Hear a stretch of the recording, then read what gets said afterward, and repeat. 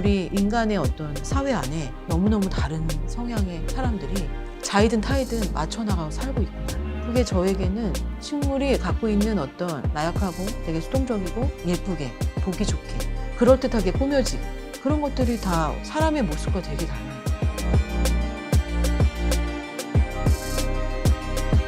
식물에도 세력이 있다. 김유정 작가입니다.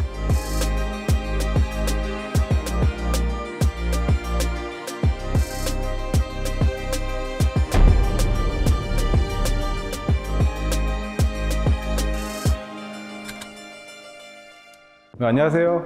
안녕하세요. 네, 반갑습니다. 반갑습니다. 네. 여기가 작업실이에요? 예. 여긴 도대체 어떤 곳인데? 예, 그 입구에서 보셨듯이 여기 자동차 매매 단지 사무실들이 이렇게 밀집되어 있는 공간이고요. 여기 대표님과 좀 오랜 인연으로 설치물 보관 장소를 좀 활용하다가 아예 그냥 이 새 공간을 작업실로. 전에도 보니까 작품이 자동차 거기다 이렇게 뭔가 했잖아요. 예, 송화미술관. 그래서 저는 이쪽이 뭔가 있나? 지분이 있나? 막 이런 생각을. 그런 건 아니고요. 네. 또 이 공간은 또 이렇게 사무실하고 전혀 다른 느낌이네요. 네. 새 공간을 쓴다는 거죠? 네. 그렇다면 여기는 이제 작업하는 공간, 네. 그럼 나머지는 또 이제 작품을 보관하거나 설치물을 보관하는 장소하고 책들도 좀 있고 그다음에 그 옆에는 이전 작품을 소개하기 위한 전시할 수 있는 네. 공간. 네네. 그러기도 하고 이제 설치물이 나가기 전에 현장에서 어떤 느낌이 들지 시연하는 그 장소로서 좀 그런 공간이 좀 필요하긴 하죠. 네. 재료가 좀 제가 봤을 때 좀 특이한 것 같아요. 회화 작업인데 프레스코 기법을 조금 제 나름대로 연구를 해서 그것을 차용한 작업들을 계속 진행해 왔어요. 원래 전통적인 기법의 의미가 석회벽이 마르기 전에 수성 완료를 고착해서 이렇게 칼슘막이 형성되면서 마무리가 되는 건데 저는 마르기 전에 스크래치를 해서 완성하는 회벽에 각인을 하는 형태의 작업을 계속 진행하게 됐어요. 전통적으로 모르타르 초지 화지라는 그런 과정을 거치는데요. 이 장갑으로 다 바르다 보니까 아무래도 이제 밑판이 견고해야 되잖아요. 그래서 공예하시는 분께 판넬이 조금 더 견고하면서 시간이 잘 틀어지지 않도록 뒤틀리지 않게. 예. 네네. 그래서 보통 우리 문처럼 앞판, 뒷판 이렇게 막는 형식을 좀 생각하게 됐고요. 그 사이에 이제 격자식으로 좀 휘어지지 않는 앞뒤를 다 잡아주게끔. 네, 네. 물성을 좀 강하게 하자라고 하면 좀 거친 모래라든가 다른 여러 안료들을 섞어서 하기도 하고 좀 색깔을 좀 다양하게 내고 싶으면 황토를 섞어서 바르거나 그런 어떤 계획이 다 좀 치밀하게 좀 구상이 되어야 되는 부분이 있고요. 그런 이유가 있나요? 예, 이게 작업을 하다가 마르기 전에 끝내야 돼서 이거는 그러니까 이게 완전히 굳어버리면 네. 못 한다는 거죠. 예, 사람들이 다 이제 작품을 실제 보면 돌에다 어떻게 쓰겠지 막 이런 얘기를 많이 하시거든요. 이렇게 조각칼이나 헤라 같은 날카로운 것들로 거의 이건 판화재료인데요. 그러니까 긁어서 작업을 해요. 근데 이 마지막 그림이 그려질 부분이 이제 화지층인데요. 화지층이 젖어 있잖아요. 네. 그 젖은 화면에 다크한 안료를 덮어요. 그래서 지금 이게 다크한 안료가 덮어 있고 덮어 있는 상태예요.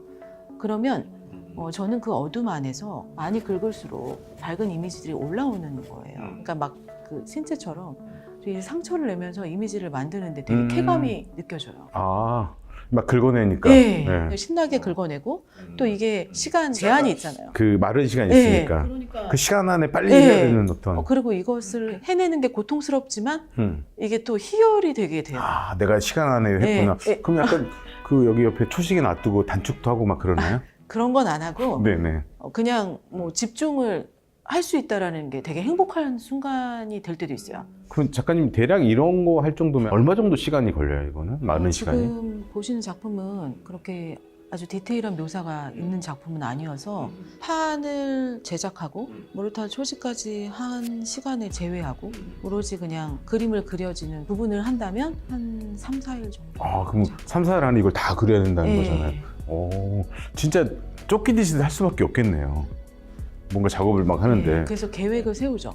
먼저 덜 말랐을 때 그리면 효과적인 부분을 하고 말라도 이렇게 할 수 있는 부분이. 그럼 말라서 하는 건 좀 더 힘이 들어가고 더 거칠게 나오겠네요. 네, 이렇게 거칠게 나오는 부분은 이게 조금 더 말랐을 때 어떻게 보면 사실 그럼 더 효과적인 느낌들이 나올 수 있겠네요. 작품마다 작가님이 다 감안해서 작업하니까 진짜 말 그대로 계획을 다 짜고 들어가야 되는.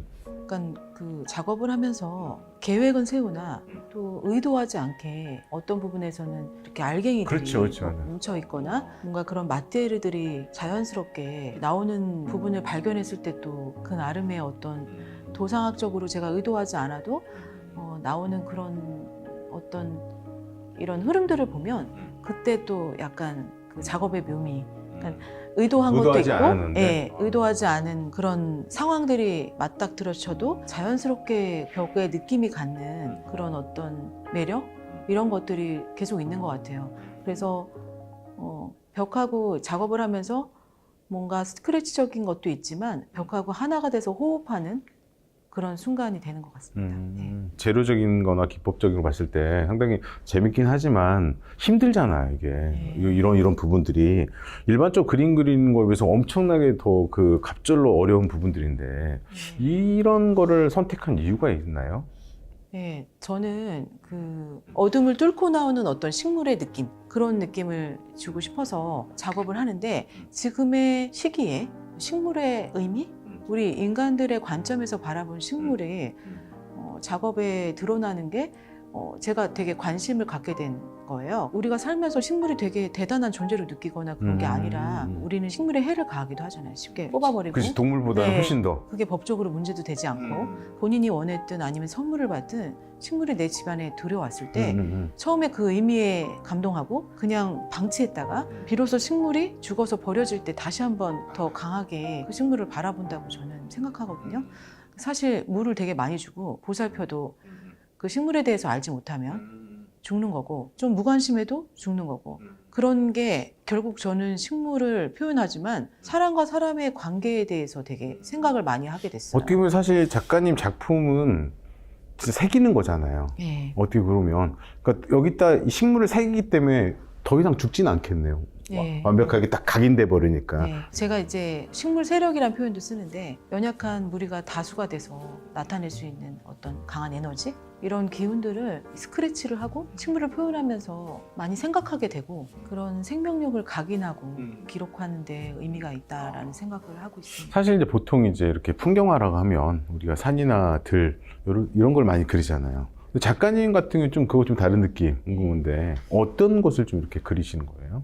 제가 개인적으로 힐링이 됐던 그 식물원이나 그 식물들이 재배되고 있는 상품화된 식물들이 이렇게 걸려 있거나 아니면 이렇게 화분 안에서 식물들이 이렇게 있는 그 장면들이 자연의 이미지를 봤을 때와는 사뭇 다르잖아요. 자연스러운 풍경하고는 좀 다르게. 화분이란 틀이나 갇혀있는 그 안을 이렇게 식물이 뚫고 나오고 싶어하는 우리가 소속되고 싶기도 하면서 그 안에 벗어나고 싶은 양강한 감정이 있잖아요. 그런 장면들이 조금 인상적으로 보일 수 있도록 구도를 이렇게 구현을 해보게 됐고 그리고 지금은 그 식물이 되게 많이 그 소비문화 시대에는 되게 상품화 됐잖아요. 네네네. 그래서 그 식물들의 모습이 이렇게 줄 서 있으면서 다음 차례를 기다리는 것 같은 느낌도 받았어요. 인간은 식물을 바라보고 뭔가 힐링을 얻고 되게 그 파릇파릇함의 에너지를 얻지만 사실 식물의 입장에서는 본인의 위치가 철저히 수동적인 상황이잖아요. 그러면서도 그 안에서 힘들게 살아내는 거니까 한 사회에 속한 개인의 모습 같기도 하고. 이 작품 같은 경우는 좀 지금 전체적인 분위기가 좀 느낌이 다른데 이것도 작가님 작품인가요? 네, 제 작품이에요. 근데 이건 좀 재료가 네. 다른 것 같아요. 그러니까 기법이 프레스코 느낌은 아닌 것 같은데. 제가 계속 오랜 동안 프레스코로 작업하다가 식물 설치도 확장하고 또 라이트박스 작품도 하고 다양하게 매체를 열어두게 된 게 매체가 나의 온전한 도구가 돼서 하나를 계속 이렇게 가는 것보다 내가 생각하고 하는 개념들이 좀 효과적으로 보여질 수 있는 방법이 가장 이상적이지 않나라는 생각을 하게 됐어요. 그래서 작가들이 많이 쓰는 페인팅 재료로 처음으로 시도를 해봤어요. 재료가 오일 페인팅이라고 사람들이 많이 그러니까요. 그렇게 얘기를 하는데요. 네.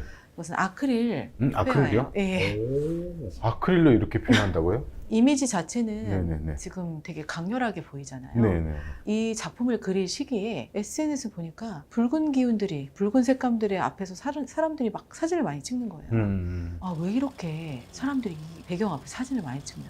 그래서 저도 뎁사리가 있거나 핑크뮬리가 있는 곳에 많이 방문을 하면서 그 느낌을 봤어요. 사람들 사진도 찍어주면서 왜 사람들이 여기 이 색깔에 끌리고 열광하는지, 그 식물이 가진 그 묘한 분위기, 그런 것들이 되게 확 와닿아서. 아, 그걸 좀 표현하고 싶어가지고 예. 색이라는 걸 좀 찍어. 예, 그리고 그 힘의 장치라면, 모이게 하는 장치라면 이것은 색이다. 근데 아크릴이 제가 봤을 땐 좀 가볍고 차갑게 느껴지는 부분도 있더라고요. 근데 그것을 좀 연구를 해보자. 좀 더 깊이가 확 느껴지게 표현할 수 없을까를 연구를 하게 됐어요.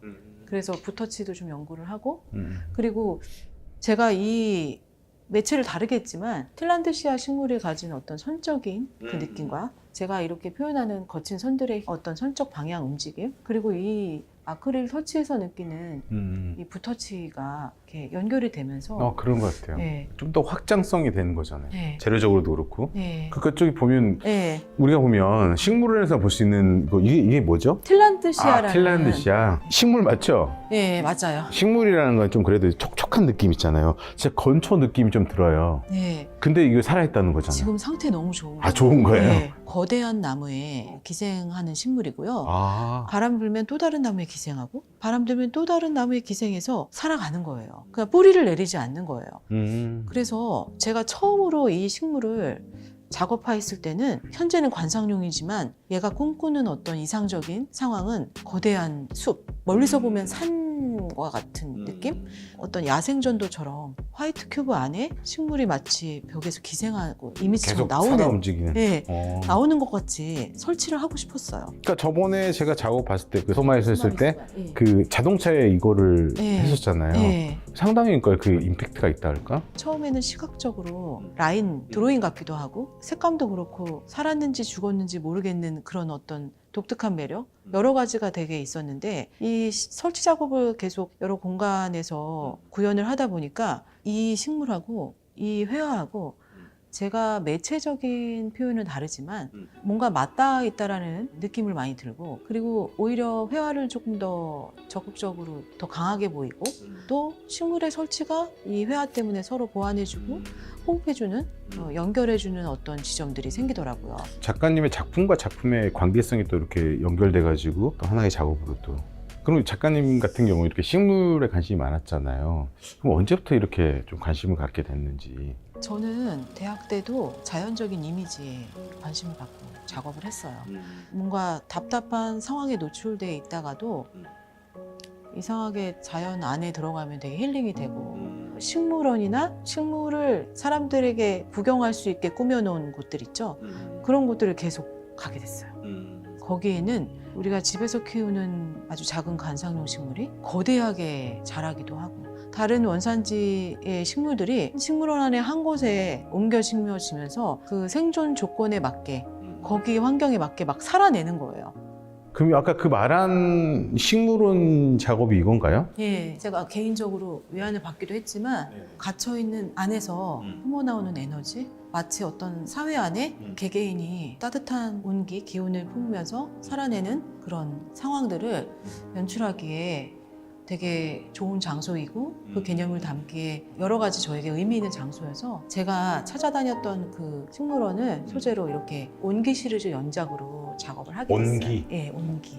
이 식물들은 낯선 환경에서도 되게 잘 이렇게 서로 온기를 주고받으며 조건에 맞게 살아내는 것 같은데, 우리의 삶은 늘 그렇진 않잖아요. 예상치 못했었던 상황에 부딪히면서 상처도 받고, 관람객들이 제 전시를 보러 오거나 그러면 가까이서는 되게 어떻게 보면 폭력적인 느낌도 있고 막 그런데, 멀리서 보면 되게 작품이 따뜻하다는 표현을 많이 하시거든요. 그러니까 그게 어떻게 보면 작가님이 가지고 있는 이 밑판, 사실은 그 벽, 흙이잖아요. 기본. 네, 그게 흙이 주는 건 상당히 따뜻함이잖아요. 차가움보다는. 그렇기 때문에 밑작업에서 오는 그런 부분들이 같이 어우러져가지고 또 식물이라는 소재를 쓰다 보니까 더 따뜻하게 느껴지지 않나? 라는 생각이 드는 거예요.